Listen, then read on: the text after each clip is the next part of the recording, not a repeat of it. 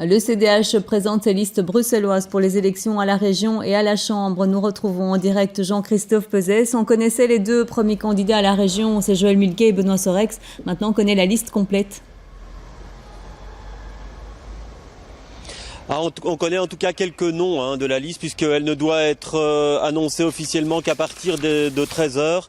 Mais il y a eu déjà quelques fuites et on peut vous donner, les premiers de liste. Alors en troisième place, il y aura Julie de Groot, l'Ixelloise. En quatrième place, Ahmed El Kanouz, qui est pour l'instant échevin à Molenbeek. Bertin Mampaka, élu à la ville de Bruxelles, occupera la cinquième place. Et en sixième place, une étoile montante en fait du CDH, c'est Claire Van de Vivereux, qui est pour l'instant échevine à Jette. Alors on sait aussi que Pierre Compagnie devrait occuper la 11e place, mais ça reste encore à confirmer.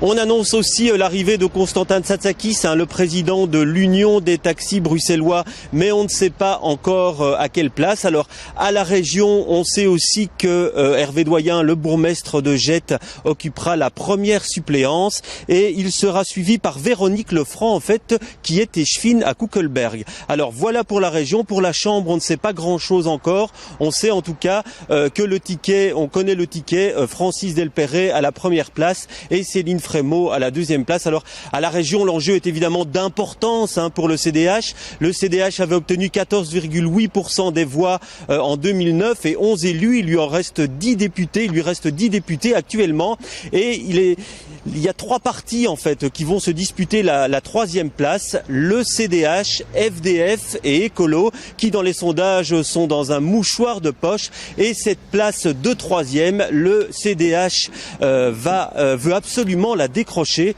Et pour cela, il lui faudra une liste forte, une liste qui sera dévoilée dans quelques instants, mais dont on connaît déjà les ténors. Merci Jean-Christophe pour ces quelques précisions. Tous les détails sur notre site internet cet après-midi et bien sûr dans notre édition de 18h.